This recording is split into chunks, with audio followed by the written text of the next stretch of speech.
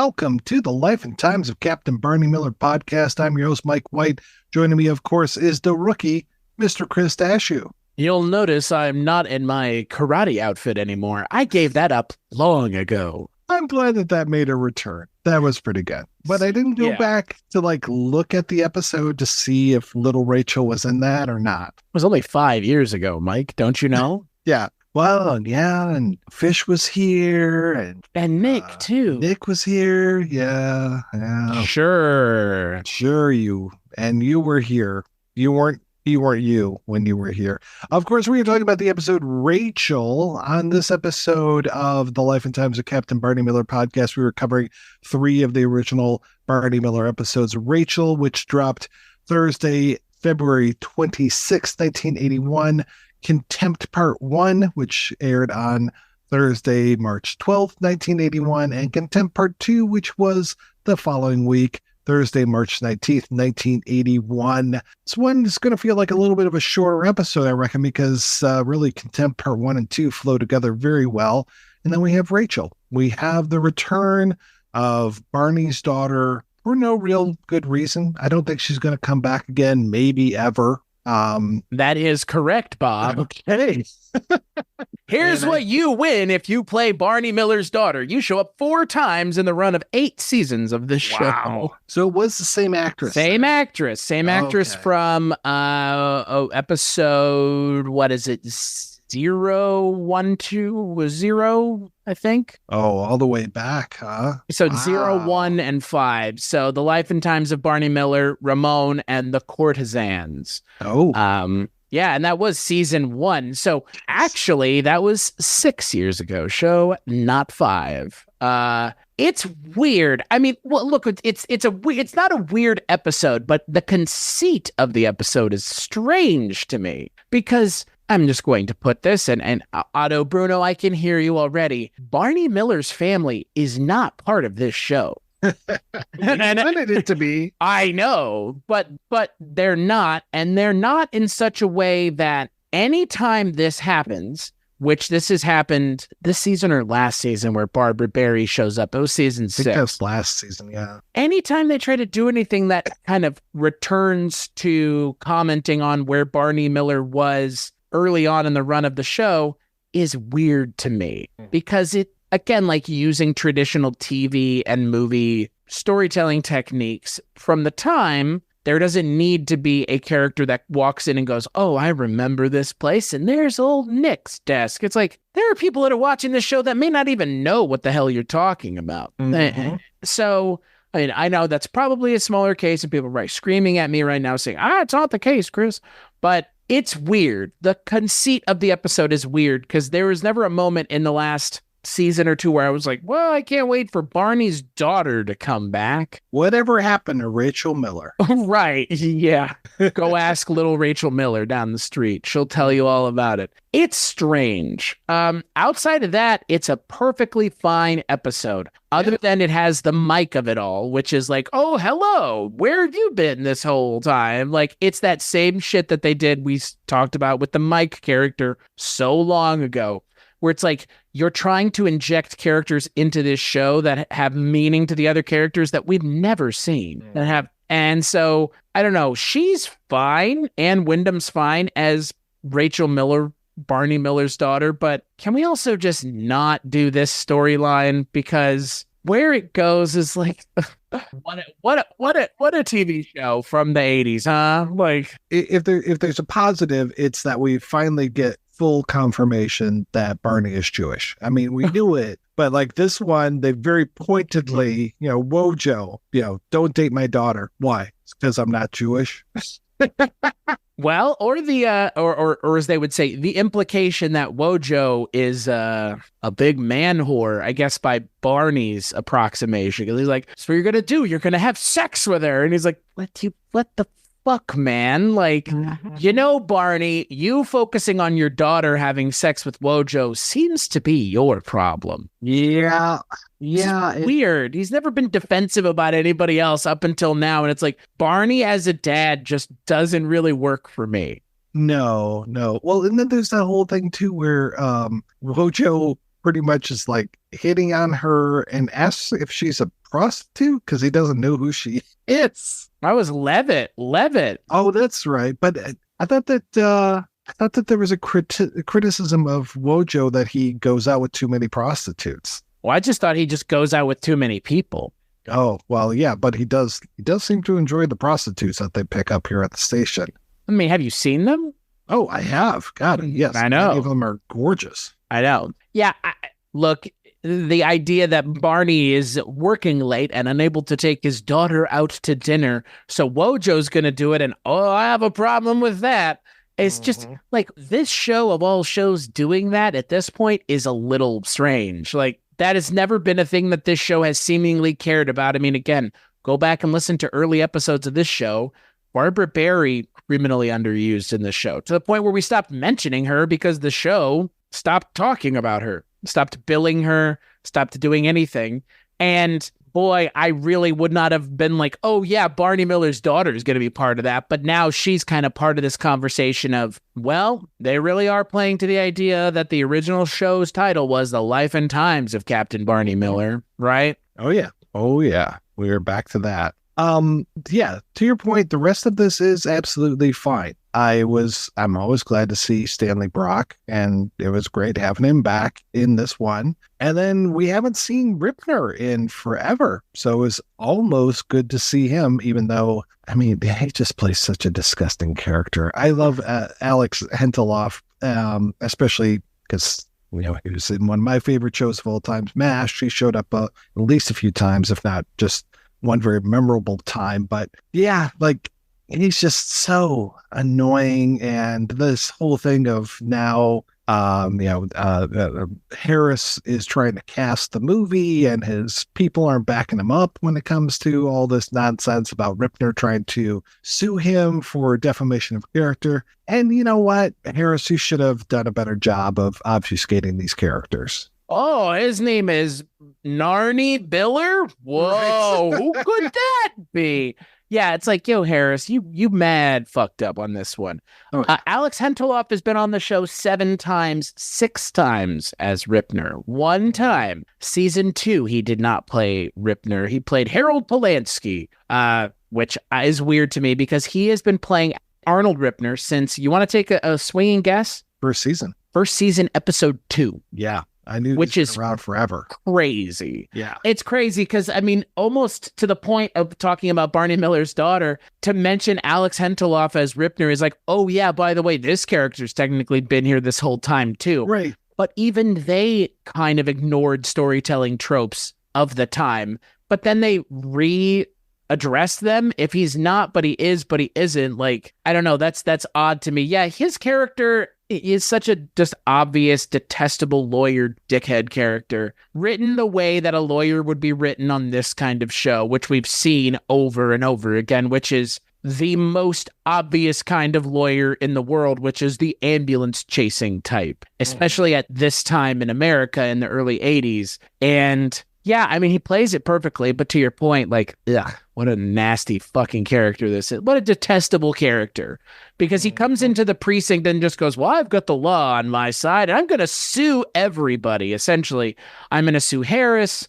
He's going to sue the precinct, too. And then he's also trying to sue Stanley Brock as well, because it's the age-old thing of thief breaks in, gets injured by a home or store owner, thief then sues store owner, which was and is and has been a thing that has actually happened. Maybe not in the way that this episode has it happen, but I remember a story of a gentleman falling through a skylight while trying to rob someone, and him suing the, it's unsafe. Well, yeah, well, you're also on the roof of the business and you're trying to break in. So yeah, I don't know. It's such a weird episode because if you take the Rachel of it all out, it is a fairly pedestrian episode. But when you add her in, it all of a sudden becomes more of like a character study for Barney again. Like, let's see what Barney is like as a father. And it's like, that don't know how to put this show, but I don't really care. Like, well, it's really, I mean, this whole episode is like this weird throwback thing that's going on, because even the guy that Ripner is supposed to be representing, Chuchu Malave is the actor's name. He was fucking Ramon. He was Ramon from those 2 pilot episodes. and he came back to also do like he was a gunman and another one. It might have been him and Don. Oh, why am I blanking? The guy from Revenge of the or Return of the Living Dead.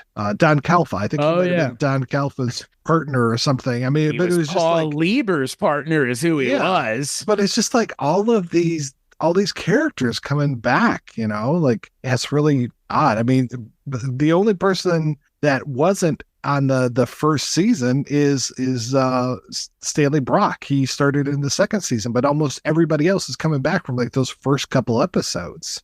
Yeah. It's weird time to do this. Yeah, I mean, the show is in its kind of twilight hour. It has about half of another season and one more season to go, which, you know, with a show like this is really not that much space left for the show. I mean, that's like 20, 30 episodes, which with this show aren't that much because this show is not normally covering narrative ground like this. So that's the thing about this episode and definitely about the next two episodes. And I would, concede, we've talked about Otto Bruno's book, The Files of the Old One too, which is available at Bear Manor Media right now.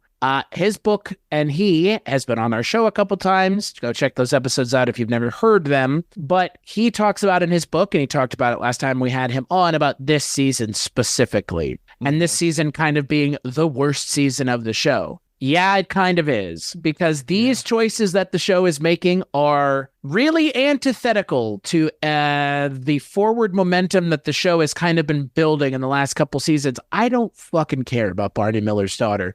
Not because the show doesn't give me a reason to, actually far from it. I don't care because this has been a character that you're trying to make me care about at the last possible moment.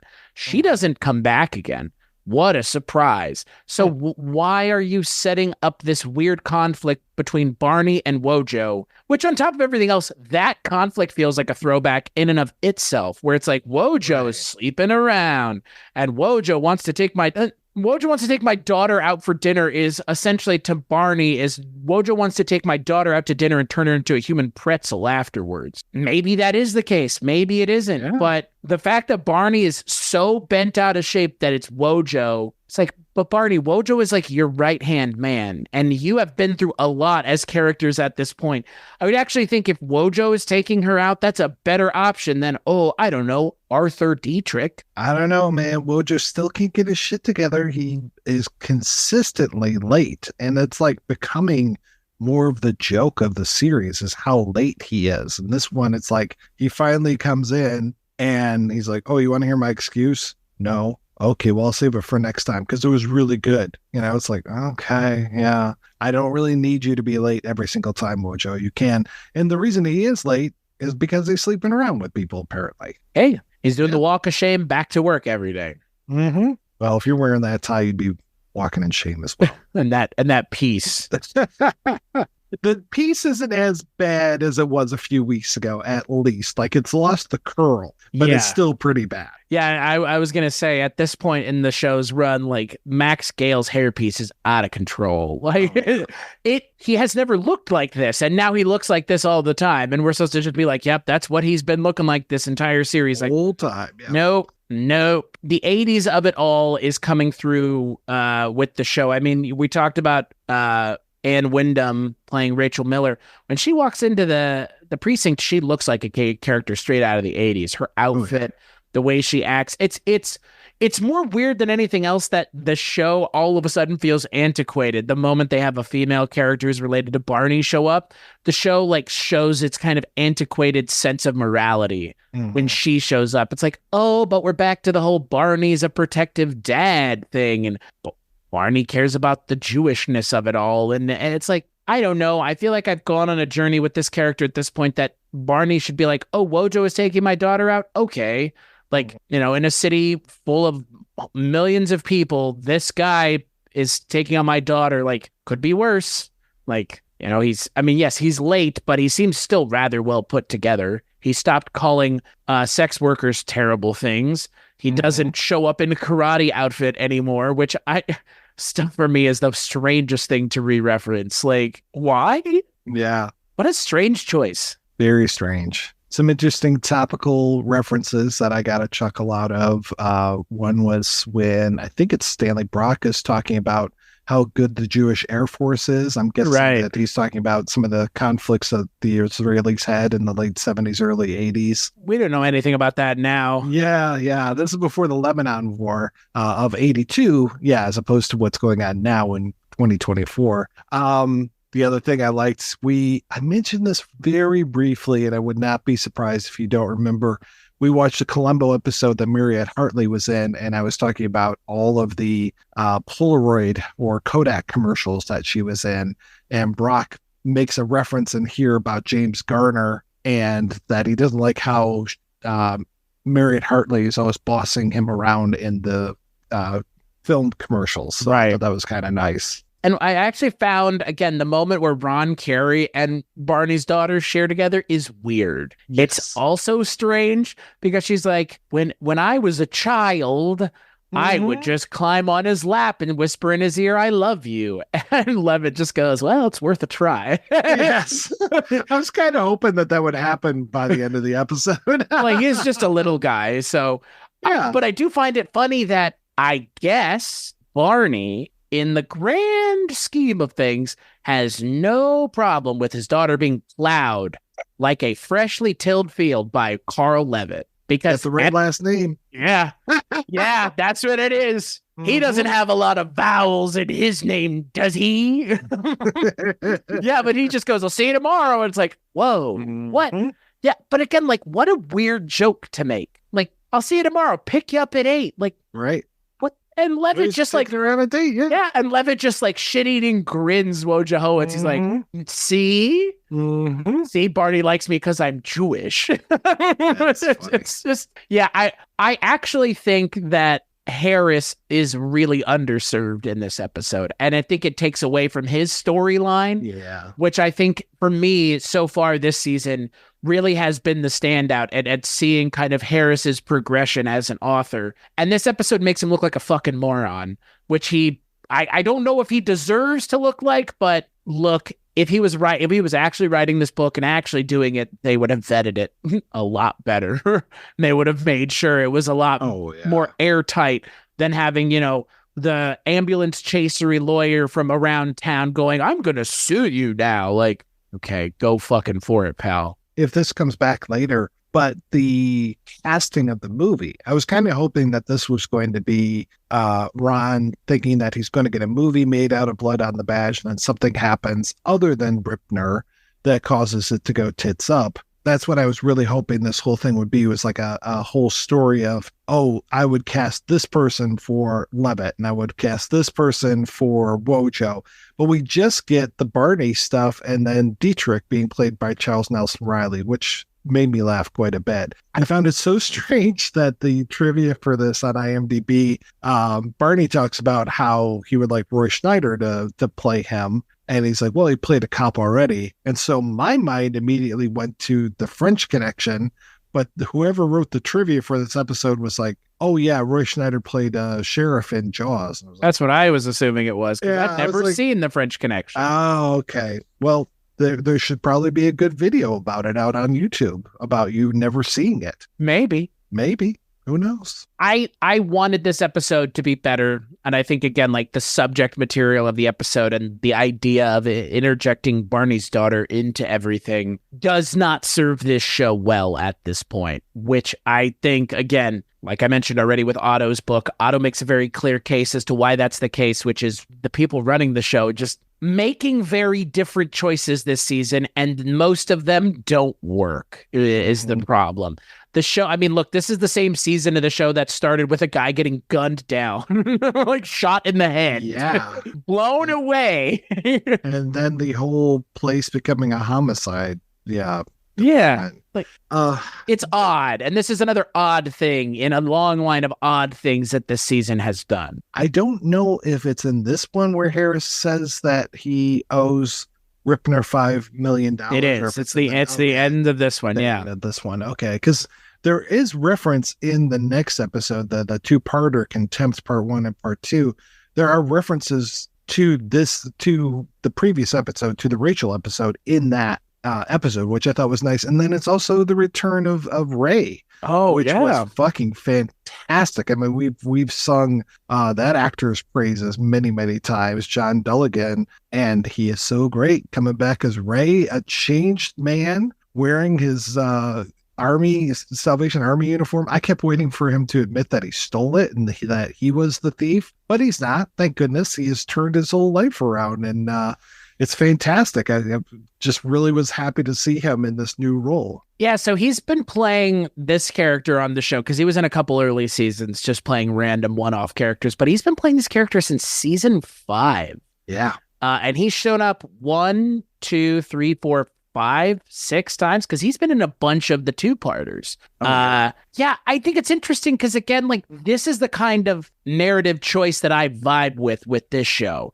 which is you're bringing back a character that's already been into the precinct to have another go at it with the guys in the precinct. I'm all on board for that. Like, that is the kind of storytelling that I appreciate with this show, at least the long-term, quote, long-term storytelling that they're doing, which is reintroducing certain characters and certain ideas back into the show that we've already seen. And yeah, John Dulligan as Ray is interesting. I don't think they do enough with it. They don't do enough with his supervisor. This whole thing of like, so for folks listening at home, so Ray is now working for the Salvation Army. Salvation Army is getting hit by burglaries all over the town. And what's really strange is that, and I didn't look this up, the burglar, because they eventually do catch the burglar because it's Barney Miller and he always gets his man. I think that's his slogan, right? Right.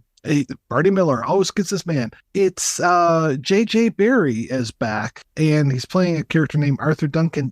That's not like the nice thief that we just saw, right? Yeah, yes, it is. So he became a dickhead after he was so nice in that previous episode? Are you talking about the end of movie, right? Movie, yeah. Yeah, right? That was him. Yeah, and now he's Jesus back. Like, Christ. yeah, it's like, that's what I was saying. Like, I don't get the shows, like, I like it's like picking and choosing. Right. Like, we're going to keep narrative connectiveness with this thing, but not this thing. It's like, I don't get that whatsoever. That is really silly because I liked his character of yeah, that's right. He was the guy who he saved fucking Wojo's life. Yeah. And then he starts talking about like how he volunteers at Big Brothers and all this kind of stuff. So him suddenly deciding to rob the Salvation Army is completely antithetical to his character of the guy who is a thief, but really shouldn't be a thief because he is morally just and upright. He just doesn't realize it. That's a funny character. Don't take him and then turn him around like, what, 5 episodes, 6 episodes? Because it wasn't that long ago. It was movie part 2, I think he was in. Don't turn it around and have him come back and rip off the Salvation Army. But what I was going to say, as far as like the Ray supervisor, she's like, oh yeah, no, we don't need any help. And then basically it's like she does that like 2 or 3 times. We don't need any help. Ray, come on, let's go back. And then I can't remember if it's Wojo or Barney is just like, shouldn't we be stopping this guy and helping him out? How could we help him unless we actually catch him? And she's like, oh yeah, no, you're right. I was like, what? Wait, where's the conflict with this? Yeah. And that's what I meant. Like the way that they use the Ray character is strange. Because again, like it should have just been him, but then they bring his supervisor in, played by Maggie Brown, and she ends up taking away the focus from his character, and shockingly becomes a love interest for Wojo. Shocker of all shock. If anything, she should have been a love interest for Dietrich. Right. Because he likes those pure women. And I was really hoping like he'd be like, oh, so do you take a vow of chastity? There's a reason that they call me Big Arthur. That's right. And it's not because I'm 6 foot tall. They call me the Nun Breaker. Yeah. Yeah, that's a good name. Yeah. Arthur Dietrich's Big Wang. Yeah. But that's the thing. I mean, that's the thing. I don't understand why you focus on Wojo. Because again, like you just had Wojo having a love interest with Barney Miller's daughter. And now it's like, well, nah, actually, he's back to his old ways. It's like, then what is the fucking problem here if Barney's not going to point that out at any point? Right. Yeah, exactly. Oh, why can't Barney point it out? Because Barney is in prison. Oh, with William Wyndham as his cellmate. His never seen cellmate. I was waiting for him to show his face at the very end or something. Nah. But yeah. Can't show William Wyndham's face because I don't know if you know this, Mike, but he wasn't there. Really? You're saying that was all post-dub? Whoa, right? I know. What a time. 1981 was a crazy time. I know the special effects industry was really taking off. I mean, we had Star Wars in 77, and now we've got William Wyndham as the unseen prisoner here in 1981. Wow. I know, right? Yeah, it's wild. Do you know what it was? He probably took Dexter's invisibility formula. Oh, I was going to say, or maybe it was because of the addition of Alice in Wonderland and X-rated musical's own Larry Gelman in this episode as a, quote, ugly man, unquote. What a bizarre side tangent, because Harris shows up with Larry Gelman and goes, he was being a pest at a high-end restaurant that was clearly discriminating against him. That's what I don't get. Like, how did nobody just go, get Arnold Ripner in here right now? Because this is the kind of shit that Ripner would get off on. Exactly. This is, he should, because that guy is a total smug asshole, the guy that runs the Good Looking People restaurant. Oh. And what was it? The little guy strangled one of the waiters, so they had to fire him because he had a bruise. And we're like, what? Yeah, I don't understand some of again, like the decisions that they make are so strange, because that is a fun side tangent that totally works within the world of Barney Miller, but Barney going to prison doesn't work at all. It's so strange to be out of the precinct after all this time. We haven't left the precinct for like years now. It's the most misguided attempt here to be like, we're going to inject some new life into this show by sending Barney to the one place he's never been, jail. Like, yep. Well, and the thing that kills me is he should have been in a cell with somebody that he had sent to jail, whether we knew this person or not.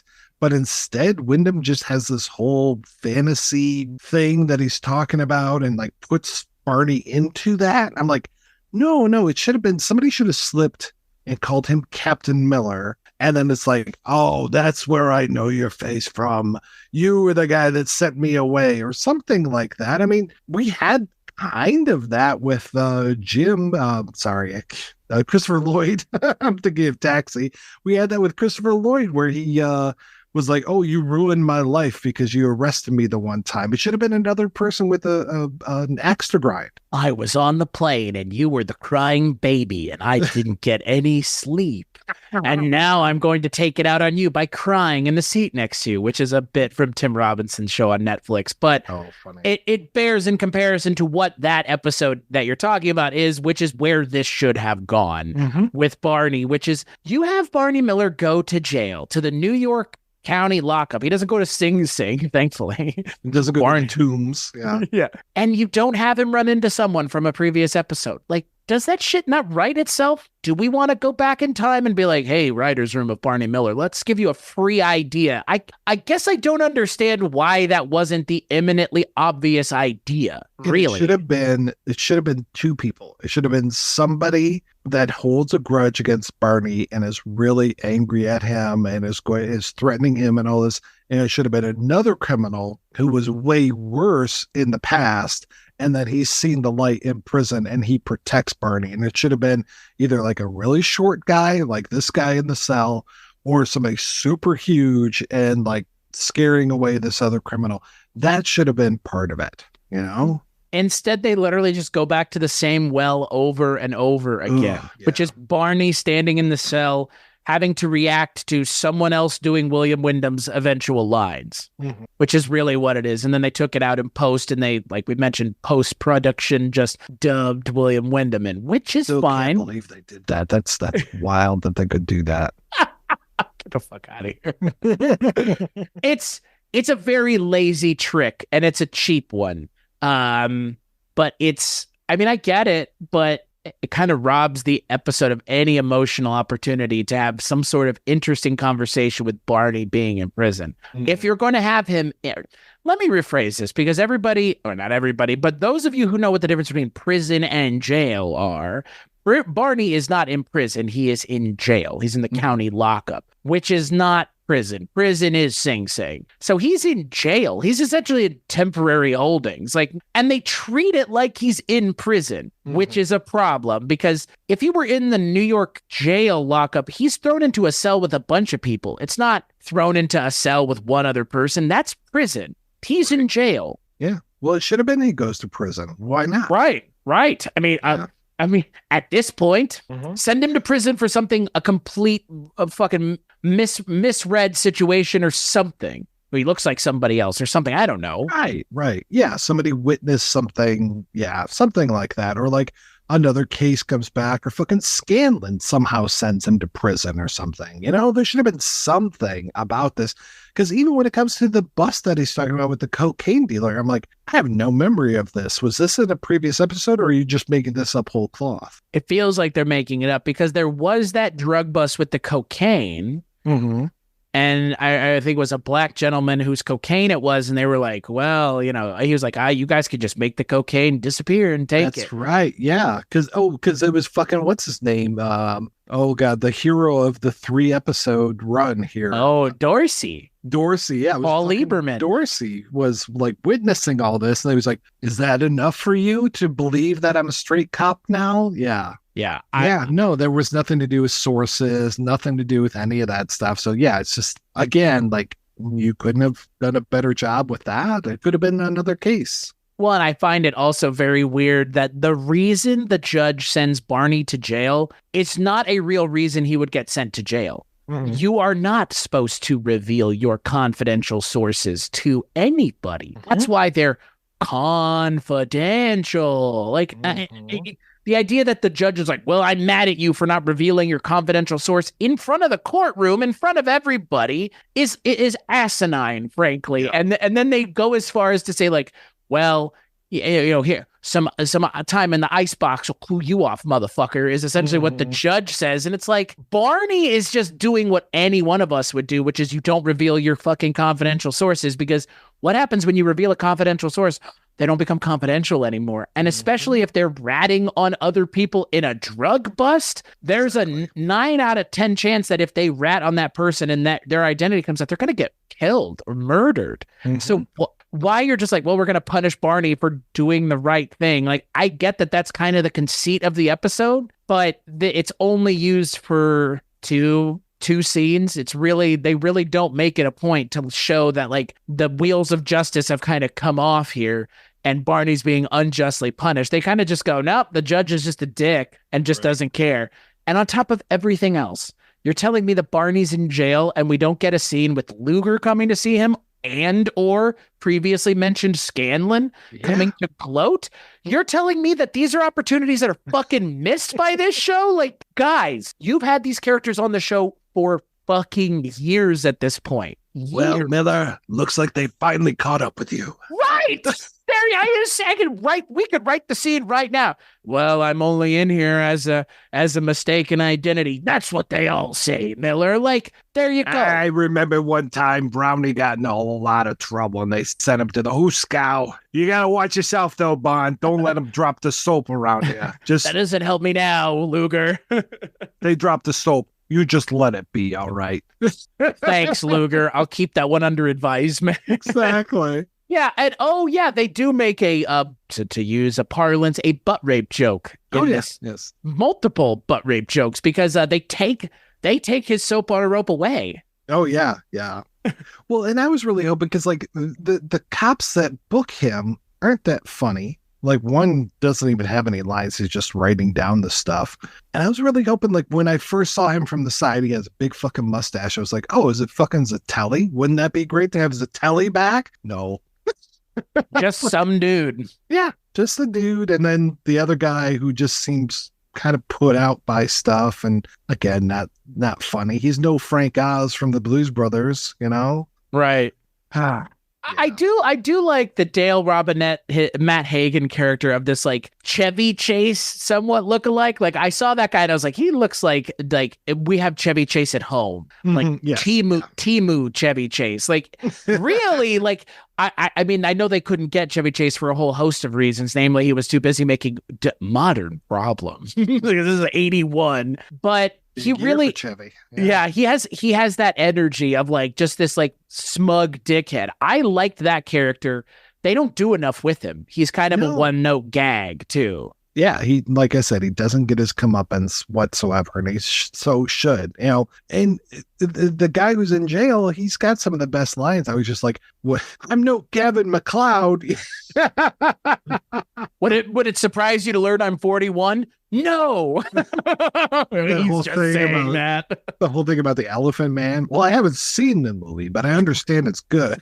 That's pretty great. I will say we find out another thing about the precinct. Apparently, for some reason unbeknownst to us up until this point, there's been a grandfather clock behind the door when it opens. Yeah.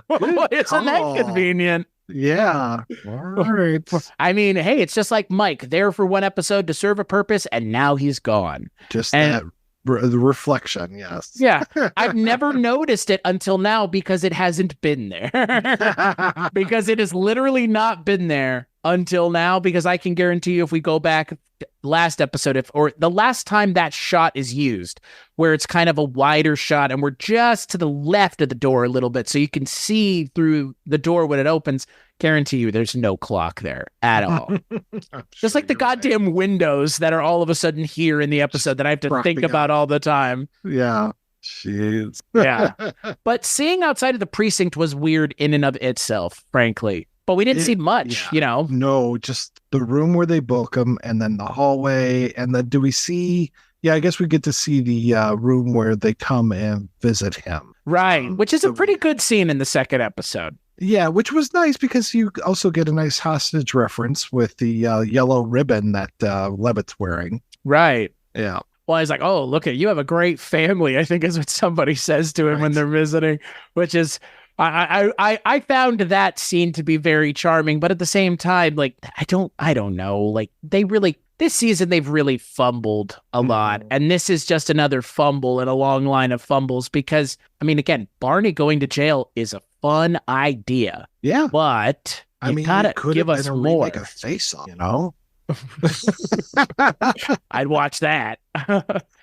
But I don't know, like the idea, there were so many things left hanging that they don't do. And the things that they do aren't particularly interesting. Like, it's clear Barney hasn't showered the whole time he's been there.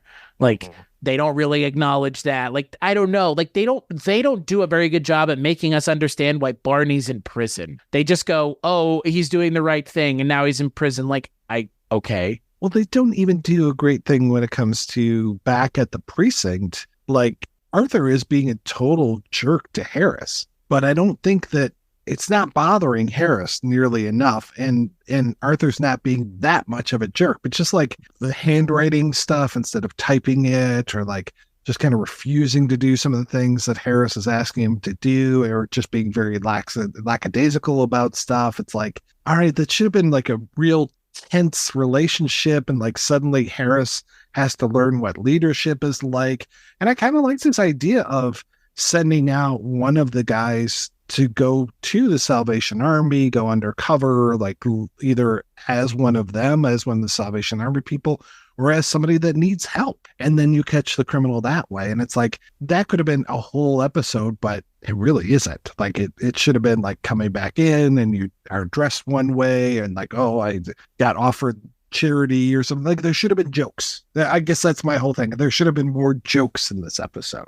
You got joke show, you don't got jokes is the problem. Yeah. It does have jokes, but the idea of the four of them taking time out of their busy schedule to come visit Barney is like, it's a funny gag, but again, like, also in reality, it makes no sense. Like, because and then it gets sad when they're like, did you visit Barney? No, I didn't. Oh, yeah, I guess he spent the whole weekend alone, and they should have been devastated. Right. Guess not. Guess they don't care. That's the thing. Like, you're telling us that there should be stakes here. And I'm not saying that there aren't, but in this show, you don't need that. There don't need to be stakes in this show. Like, it would be like for me at this point in the show being like, oh no, Wojo it's got shot. Whatever will happen. Like, nothing will happen. Right. Exactly. Nothing. Barney going to jail means effectively nothing for the show. Unless they bring it up again, which this was a 50-50 chance of that happening. I don't see the point of sending Barney to jail because they don't do enough with it to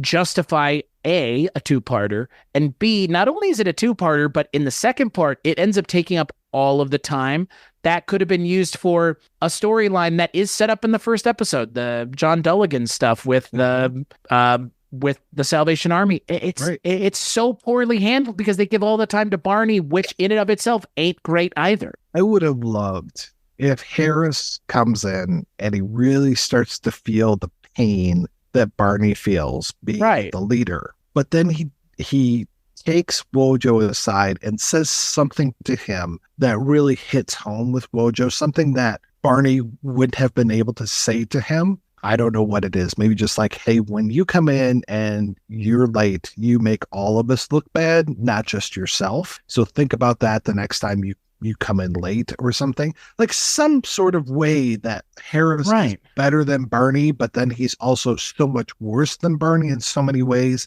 And when Barney's back, it should be like, oh, thank God you're back. You know, like as it is, he's settled into the office. He's got plants. He's got artwork. He's got all that. That is a funny thing. I laughed out loud when Barney comes in and his whole office has been taken over. Okay. But like, again, there's not enough jokes after that. Yeah. I laughed a few times very hard while I was watching this, but nothing very sustained. Yeah. No, same. And this show, I think, is known for actually allowing the situational comedy to play out and actually get some interesting jokes mined out of it. Because ultimately, that's all this show does is you set these characters up into a situation and you mine the comedy out of it. It's a sitcom for a reason. And I think the show has kind of lost sight of what makes the show funny this season. I think it really has come down to the show is a lot more narratively driven than it was before and weird. Choice. Like, I'm not saying it's a bad choice. I'm just saying they didn't execute it very well. This is a perfectly advisable choice to make in the 80s. If you wanted to do a little bit of a different way of doing storytelling and, again, kind of pushing the envelope for a show that didn't have narrative through lines and you wanted to add that to your show, cool, fine, perfectly fine. They don't do a very good job of doing that. And again, this show doesn't need it. This is not something that the show needed. And I think you can kind of see like how blood donors or like organ donors reject the bot. You know, it rejects the organ. That's what it feels like. The show is really rejecting like these things that it can't figure out how to use, and they just kind of stick out. And the show taking everything so seriously all of a sudden, it's just strange. Doesn't work for me. Yeah, I want a joke, and then I want another joke, and then I want there to be a little pause, and then I want a third joke that makes a reference back to the first joke. Is that so hard? I guess so. I mean, I think we both understand now why Otto dislikes this season so much. It really does feel like now the reins aren't in the hands of people I trust. And what's weird is, if you go and look who wrote these episodes, recognizable names. Yeah. It's not like they suddenly switched everybody in the 7th season. Nope. Directed by Noam Pitlick, written by Frank Dungan, Jeff Stein, and Danny Arnold. Like, if anything, these should have been the best season because Danny Arnold is back. He is operating in full form. And instead it's like, let's do something different with Barney Miller. Okay, what are you doing? Well, it's going to be a serious cop show now with some jokes. Well, why? Why are we doing that? I have not found out a good reason why they decided to change the show like this, because it's just doesn't work for me. Doesn't work for you clearly either. The show has become kind of unfunny in this 7th season in a way that I was not expecting, because I think the one evergreen quality of the show up until the 7th season has been it can get a laugh out of me every episode. Not the case anymore. Well, the good news is we only have 6 more original episodes to go through in this season, which will take us 2 of our podcast episodes to cover. When we come back next month, we're going to be talking about The Doll, Lady and the Bomb, and Riot, all from late March and early April of 1981. Hopefully they'll be a little bit better. That's what we can hope. Until then, Chris, what is going on with you, sir? Everything that I'm doing can be found at weirdingwaymedia.com. Weirding Way Media is the podcast network that you and I started 2 years ago, almost 2 years ago now. I know, it's pretty crazy. And there are over 20 shows on the network, including pop culture shows, true crime, paranormal, supernatural, and kind of everything in between. If you can't find it on Weirding Way Media, might not want to be listening to it. So that's where you can find the things that I work on, weirdingwaymedia.com. What about you, Mike? Well, I host a little show called How Did This Get Made? Me and my two friends, we like to yuck it up, talk about movies, just kind of make fun of them, take them out for a walk, just kind of beat them up a little bit, punch them in the alley, that kind of thing. It's pretty funny. And we have, get some awards and accolades out of it. So that's pretty good. But that's not on weirdingwaymedia.com because I don't believe in supporting the network. Oh, got it. Makes sense. Mm-hmm. Thank you for your continued support. Find that over at earwolf.com. So there you go. Until we talk again next month, Chris, I want to thank John Walker for our theme music. And I want to thank all the good people that listen to this show and hopefully know that I'm kidding around when I talk about how did this get made.